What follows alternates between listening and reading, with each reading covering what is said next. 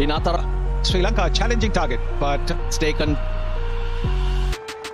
আমাদের জন্য সুপার ফোরে বাংলাদেশ ম্যাচ শেষে আফগানিস্তানকে হারিয়ে শুভকামনা জানিয়ে বাংলাদেশের সমর্থকদের নিয়ে কি বলেছিলেন চারিত আসালাঙ্কা। এদিকে শ্রীলঙ্কার বিপক্ষে ম্যাচ হেরে ম্যাচ শেষে প্রেজেন্টেশনে চোখের পানি ধরে রাখতে পারেননি রশিদ খান। বিস্তারিত জানুন পুরো ভিডিওতে। অবশেষে আফগানিস্তানকে হারিয়ে দিল শ্রীলঙ্কা, আর তাতে ভাগ্য খুলে গেল বাংলাদেশের। আফগানিস্তানকে হারিয়ে শ্রীলঙ্কা শুধু একা সুপার ফোরে খেলার সুযোগ করে নেয়নি, এবার এশিয়া কাপের সুপার ফোরে খেলার সুযোগ করে দিয়েছে বাংলাদেশকেও। এশিয়া কাপের 11তম ম্যাচ মুখোমুখি হয়েছিল শ্রীলঙ্কা বনাম আফগানিস্তান। আফগানিস্তান জিতলে একাই কোয়ালিফাই করবে, আর শ্রীলঙ্কা জিতলে সাথে করে বাংলাদেশকে নিয়ে কোয়ালিফাই করবে।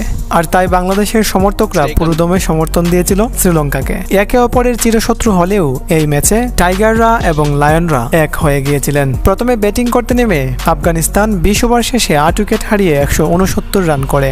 আফগানিস্তানের হয়ে শেষ মুহূর্তে দুর্দান্ত ব্যাটিং করা মোহাম্মদ নবী ভয় পাইয়ে দিয়েছিলেন দুই দলের সমর্থকদেরই। তবে সেই বয়কে উড়িয়ে দিয়েছিলেন 170 রানের লক্ষ্যে ব্যাটিং করতে নামা কুশাল মেন্ডিজরা। কুশাল মেন্ডিজের 52 বলে 74 রানের এই দুর্দান্ত ইনিংসটি কুমুর ভেঙে দিয়েছিল আফগানিস্তানের। সেই সাথে কামিন্ডু মেন্ডিজের 13 বলে 26 রানের ইনিংসটি ছিল শ্রীলঙ্কার জয়ে খুবই গুরুত্বপূর্ণ।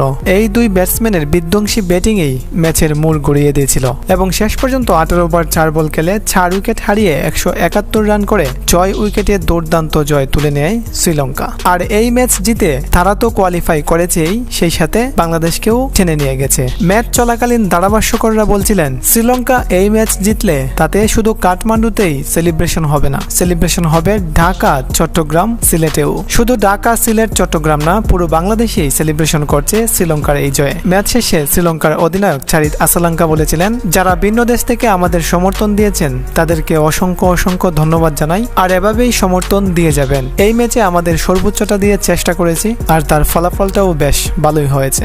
বাংলাদেশকে সুপার ফোরে খেলার সুযোগ করে দেওয়ার জন্য শ্রীলঙ্কাকে নিয়ে আপনার মূল্যবান মতামত কমেন্টে জানিয়ে যাবেন।